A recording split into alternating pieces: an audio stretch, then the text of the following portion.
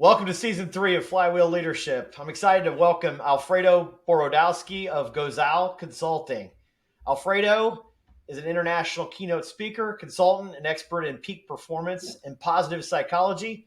He helps leaders and organizations turn disengagement and stagnation into energy, clarity, and results. He's advised CEOs and senior leaders at global firms and more than 50 nonprofit organizations. He unlocks engagement, innovation, and growth by aligning positivity with purpose.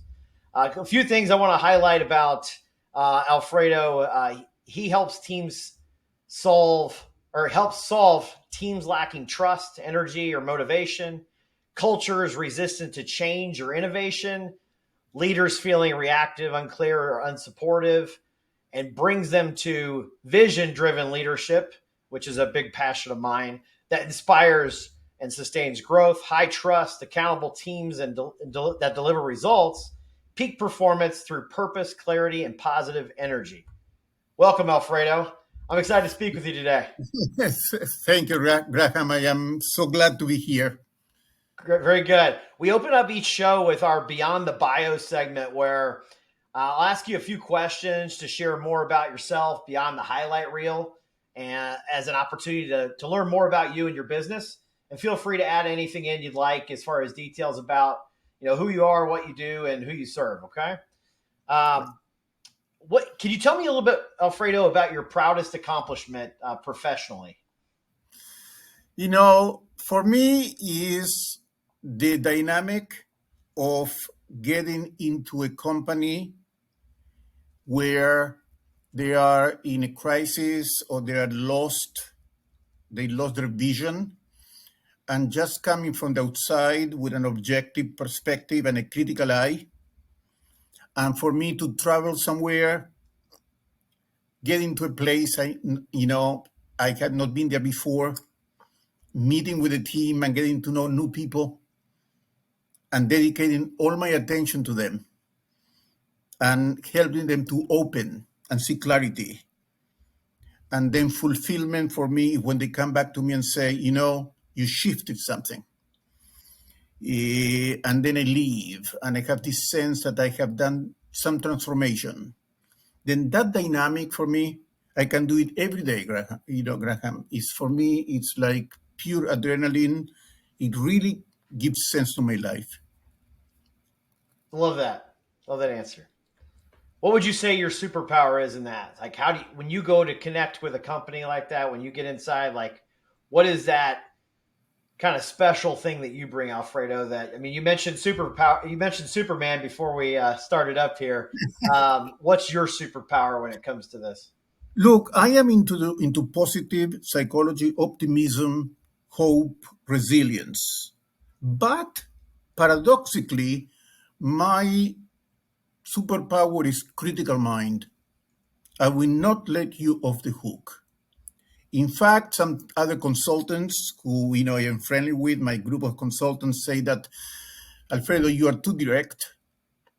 Okay, people do not want to hear too much. Okay, and I am of the opinion that you bring me to your company, I got to tell it to you the way it is, or at least the way I see it. Okay, and it sometimes creates an opposite force.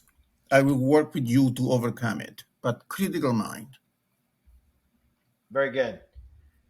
Tell me a little bit more about your business. Take a minute or so and whatever you see fit to share a little bit more about, kind of your approach, what types of companies or organizations you work with, what types of leaders, things of that nature. Yeah, my approach is positive psychology, the science of flourishing.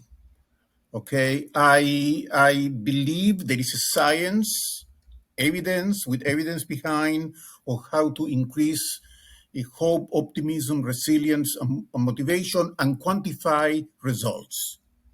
I hate when we call these soft skills. You know where that comes from, by the way? I did a research. This comes from 1970s, from the military, where they divided training into hard skills, how to shoot a gun, and soft skills, or the emotional component. Now, imagine you leading a troop without having emotional intelligence. I don't care how well you shoot, you're going to fail. And from there, the businesses took these soft and hard skills. And we know that without a good culture and emotional intelligence, you may have all the skills you want, you're going to fail. Okay. Then I basically help companies to transform what they call soft skills into the hard skills and get results. Okay, this is a change of paradigm. Now, specifically, Graham, I am working on using positive psychology to solve the challenge of AI. Mm-hmm. AI is bringing us to the next level. I am pro technology, but it's bringing also with it a wave of depression, uncertainty, and anxiety. And companies do not know how to deal with it.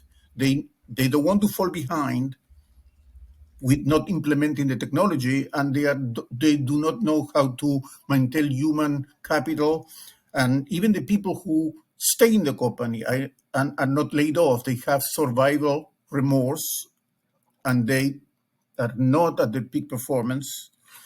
Then I use positive psychology to help companies on that transition into the AI, and I'm writing a book, by the way, on this. In subside is called The Human Upgrade. All on the implementation of positive psychology for the transition into healthy AI. I like the way you mentioned that the soft skills. A lot of times, I've written about this before as well in some form of the soft skills often are the hard stuff, right? That is the difficult work where companies can be so good at the technical stuff, the engineering, the software, whatever, but that people side is really where the challenges are. So definitely hear you there. I like the way you explain that. And the AI and human collision is real, right? On what that Oh really yeah, looks like, technology in general, and still bringing that human touch, but also with technological capabilities. yeah. It's going. I think a human touch. It's not going to be enough. We are going to, and what is happening. This is like so perverse. Then we have a problem of mental illness, mental health in general in companies, but now we have more because with AI, depression, anxiety, and uncertainty are growing for everybody at companies. Then what do?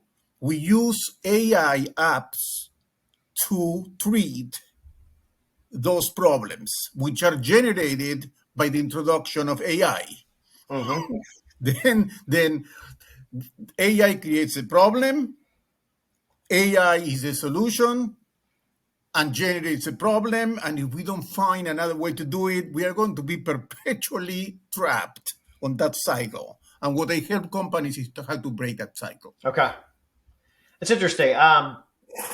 So when it comes to like a controversial take on leadership, anything that may be a little bit different than what they've heard out there in the market or on social media or whatever, like, do you have a way of explaining that to leaders or companies on, you know, that loop that you're talking about? Yes, you know, leaders are fixers. I remember my father's greatest pride with all he did was fixing the vacuum cleaner on the kitchen table. Yeah. Okay. A good macho man holds a screwdriver. And we bring CEOs and leaders into companies when there is a crisis to be saviors. Then the mandate is to fix. Yep. Okay. And if you need to fix and to validate your value, and if through fixing, you always are going to find something broken by necessity. Mm-hmm. To the point that you even may create a crisis to validate your hiring and your position. Yep. You're going to go with a magnifying glass looking for problems. And what we know from positive psychology is that excellence comes not from fixing what is broken, but from maximizing what is working. To go from fixing to nourishing, I call it. Mm-hmm. Then there are the fixing leaders and the nourishing leaders. The nourishing leaders understand that things, because fixing brings immediate reward and results. Nourishing is more of a long term, you need patience, but nourishing always in the long run will bring your company to new heights. Then, yes, leaders, CEOs need to prove themselves through results on the immediate. They work higher for that. But the smart ones, the ones who do real things, transformational things, and that you can tell 2, 3, 4, 5 years later, this company is a different company culturally, emotionally, and now is on the biggest high they could be. Those are the nourishers. Mm-hmm. Certainly. Nourishing, I don't think I've heard it referred to in that way, in just how to cultivate that right environment for the growth and transformation and just, operational continuous improvement in a sense, right? Where it's, you're nourishing the business. I like that.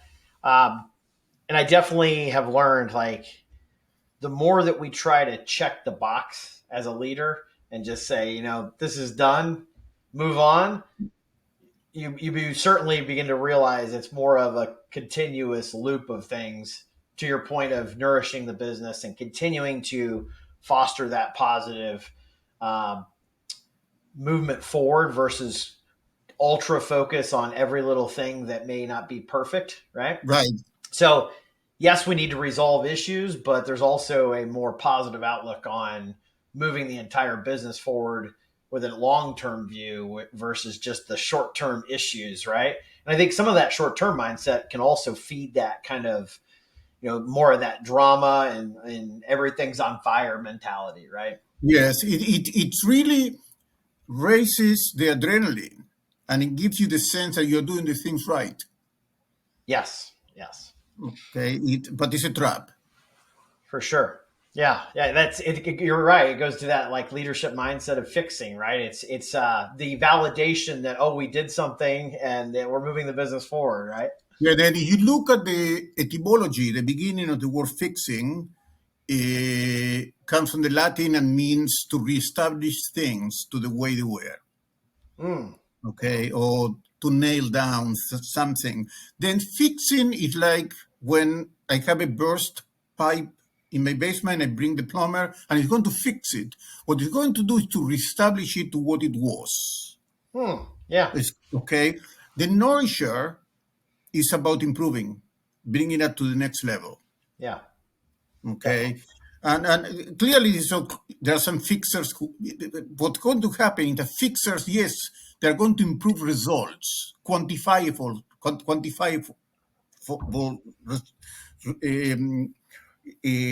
the results in the immediate. But nourishers are going to have improving transformational cultural variables, which are the ones who really propel a company to a different level. Not to different. You see, we need to distinguish, Graham, between getting immediate results and engaging in a transformative process that brings the company to a different level of creation. Those are not the same. They're extremely different. Definitely have seen what you're talking about there. No doubt. Alfredo, who is the one leader that stands out as a model to you as a leader? Like who, not just like who you've studied or anything, but who have you seen that is really a model in your life that you've experienced as a leader? Well, look, I am going to. I have a lot of leaders in different places of my life. Okay, spiritual leaders, teachers, mentors.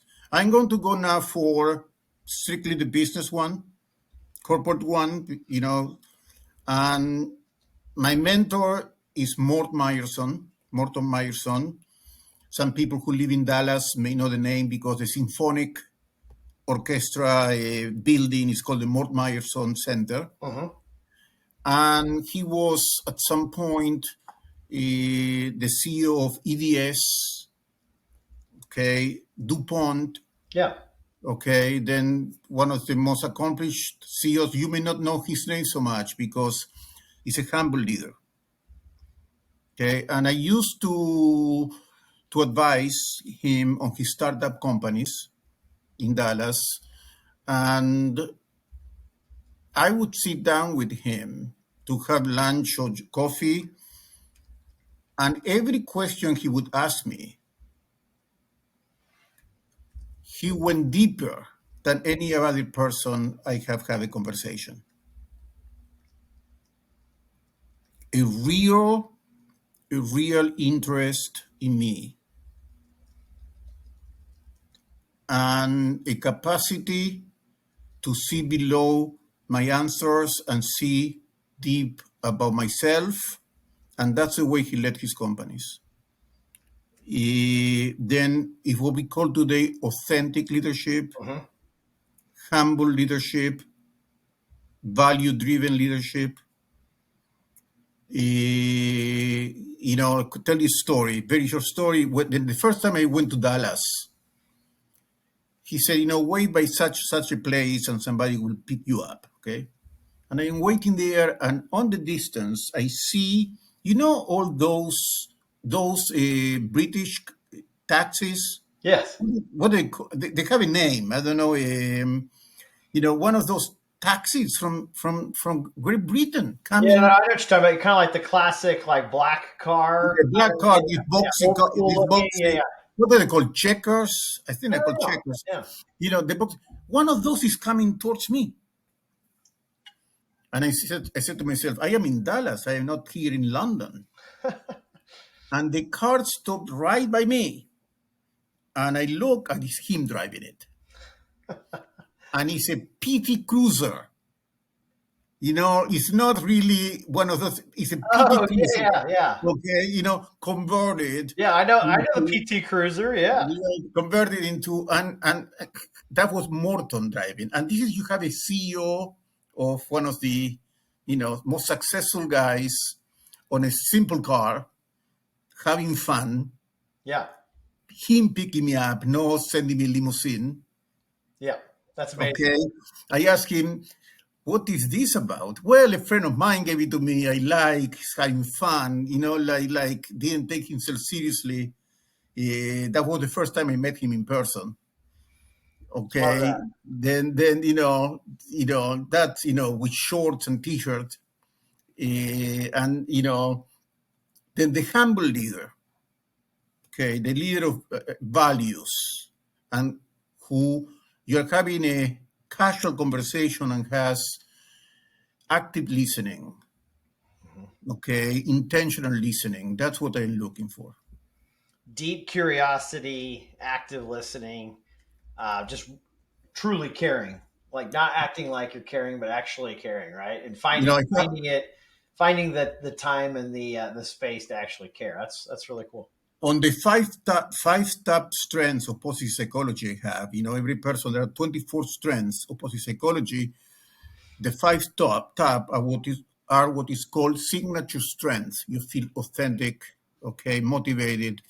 Then the third one for me is curiosity. Then curiosity is very high on my list. By the way, it is amazing. There are 24 strengths of positive psychology. These are strengths found on every culture and across time, repeated in humanity. 70% of Americans do not know the top strengths. There is an epidemic of strength blindness. They don't know their own strengths, is what you mean? Exactly. Yeah, yeah. Okay. Okay, 70% do not know the top five strengths. And we know from studies that if you know your top five strengths, your capacity to flourish is 9 times higher. And you apply them 18 times, which means, Graham, that 70% of people are working 9 times below the potential. So Alfredo, you just explained something that I haven't really found the best way to explain it, right? But you kind of came at it on a different side of how much magic comes from leaders calling out to people what they're great at, what skills they have, their talents, their superpowers, as we talked about earlier. Like a lot of times, to your point, people just don't see that until someone of some sort of stature that they trust calls it out and actually says it to them directly, like, this is what you're great at, or this is what I see in you, this is your potential, or whatever the case may be. There's so much power in that. And we know now that, again, the science has advanced in the last 30 years tremendously. Then through the studies of Barbara Fredrickson and Lozada, the two leaders on positivity today, we know that the ratio is in a conversation, feedback, review, you need 3 positive for each 1 negative. Yeah. Okay, then every time you're going to say something negative, you have to introduce it with 3 positives. Otherwise, you are going to undermine the person. And you're going always to find 3 positives, by the way, okay? Then we have 3 things working in tandem, which are not very good. First, we're in a culture of fixing and not nourishing. 70% of people are not aware of their strengths, top strengths. And we are working on a negative language more than the positive, and the negative is stronger than the positive. Then we have a lot of work to do. Because I tell you, I work at different companies and I meet with CEOs and team leaders and I tell them about this problem, and the first thing they tell me is, but not here. And I spent 2 hours and everything is there. Yeah. What happened is so ingrained that already is done in automatic pilot by default, and they are doing it without realizing they're doing it. Right. And my job is to open their eyes. I call myself an optometrist of strengths at companies. Okay, to open their eyes, and sometimes it's a little bit of a painful journey, but the rewards are enormous. That's exciting. Oh, sorry, go ahead. That's exciting. Yeah, the optometrist, that's a very clear way to state what you're trying to accomplish, right? Yeah. I have fun with it. Yeah, I like it. You know what I do? What's that? I go to companies, let's say I have a small team when I have less than 10 people. Then they give me, I ask them to take their VIA, Values in Action report that maps the strengths of a person. Then for each person, I create like an optometrist chart, and I put on top all bad things. And at the bottom in small print, I put their 5 strengths, and I ask them to step back and take a step at a time until then they see with clarity the top strengths at the bottom. Yeah. It's a very effective exercise. I do that all really cool. Did you come up with that, or did you see that? I came up with it. I do it at basically all the workshops I do when I have like 10 people, then because it's a lot of work to do the charts, but it's magical, right? That is so good. Yeah. So good. Love it. Thank you for sharing. Anything else you want to call out to your mission that you want to highlight here? No, I mean, look, it's we know so much today. Let me give you an example of a study I just read this week, just to tell you where things are moving. Gratitude. We have studies now. When should you show gratitude? And what the studies are showing, that gratitude works best when you express it before the action takes place. We usually think about gratitude as a payback. Right. No. The gratitude works first when you already are grateful to the person you are asking to do something. Then gratitude is not a payback. Gratitude is a motivator. Then I work with leaders, for example, on the issue how do you talk when you ask for something. Then we today have volumes of understanding how to be nice and effective, which is what we are discovering through positive psychology. You can be nice and effective, which also is behind closed doors. People believe that to be nice, you lose control. Then we have all that. And the other thing that we are advancing tremendously is purpose. Mm-hmm. Okay. I just became licensed on a new instrument called the purpose factor, which maps purpose. We are only now 400 consultants in all the world who know this instrument. I am very excited because I am at the forefront and I'm already using it, because companies and executives and leaders are struggling. What is the purpose? And now we have real instruments to really clarify purpose. The other thing I want to say, it would be cruel for me to be talking about you should know your top strengths and not telling people how to get them. Yeah. Then this is what I'm going to ask from your audience. Take your smartphone.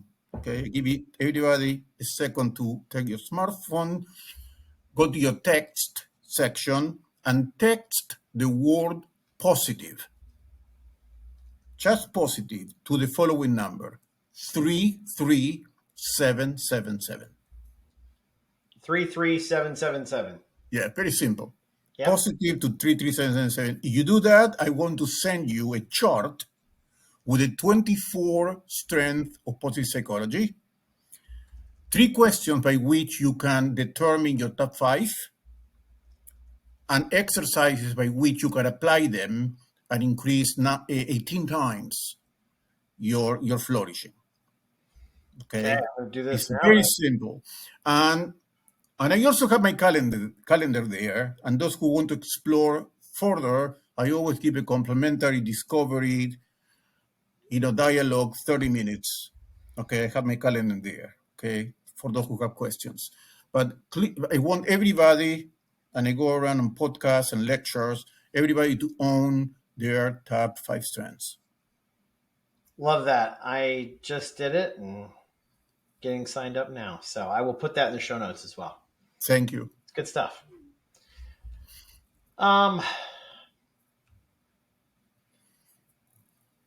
When I take a look at your work, Alfredo, I see organizational leadership transformation, but I hate to sum that up for you. I'd like to hear if there's anything you haven't touched on yet that you think is important to kind of, positive psychology has obviously been a clear thing you've talked about, but is there anything else that's like helps people understand how you work with leaders or what you work with leaders on? How you Yes, change organizations? look, the clearly self-awareness is the cornerstone of everything. But let's focus for a minute on purpose. Uh-huh. Okay, what is purpose? Purpose is giving the best of yourself for the benefit of others. Uh-huh. Okay, purpose is giving the best of yourself for the benefit of others. The problem is that we have confused purpose with objective. When we say the purpose of something is, we think in terms of the objective of something is. And as we say on the science of purpose, purpose first. Purpose is not the destination, purpose is the origin. When we make purpose the goal, what happens is at the end, even if we achieve success, we feel empty. Because it's not based on values and giving the best of yourself for the benefits of others. That's why I deal with so many CEOs and leaders who have achieved everything and they feel, I got there and I have nothing. I feel completely empty and depressed because they have been working with objectives and purpose as destination and not with their strengths and purpose as giving the best of themselves for the benefits of others.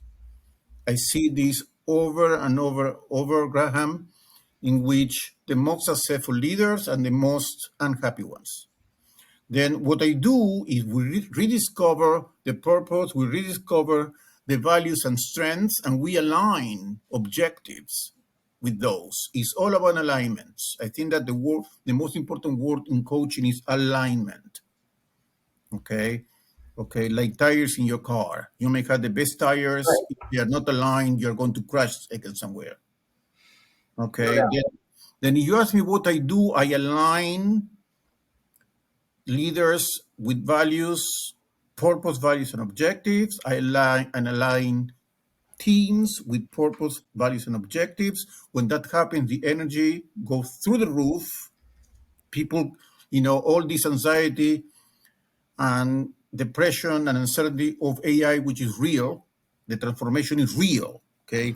But at least it's done with transparency,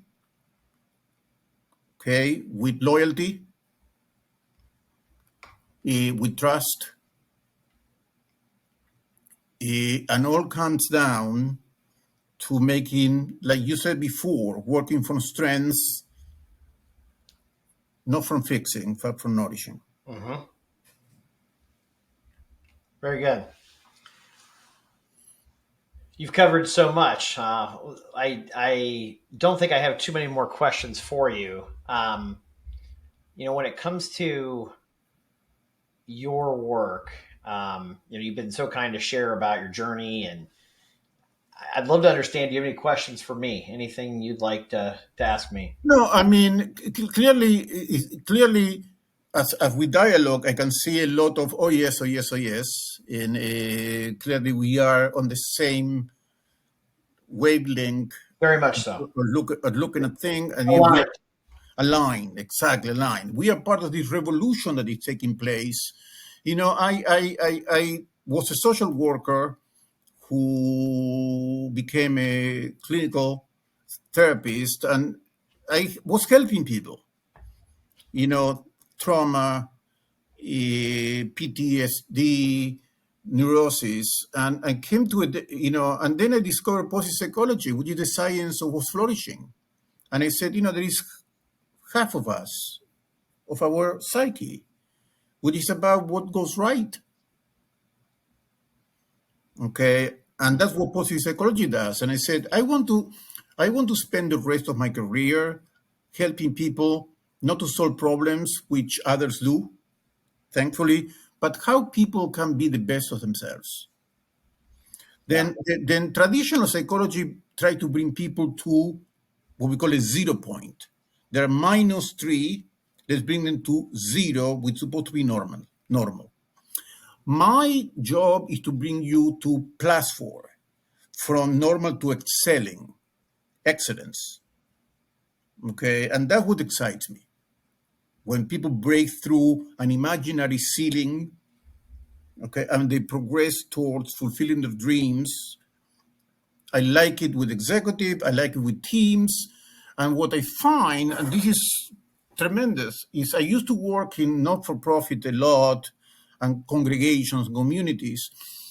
Businesses is where the game is taking place, and executives, because businesses don't have the luxury to fall behind. Uh-huh. And they are the ones who are calling me to try positive psychology. They want the latest, they want to understand purpose. Then in some ways they are tentative, they're soft skills, Uh-huh.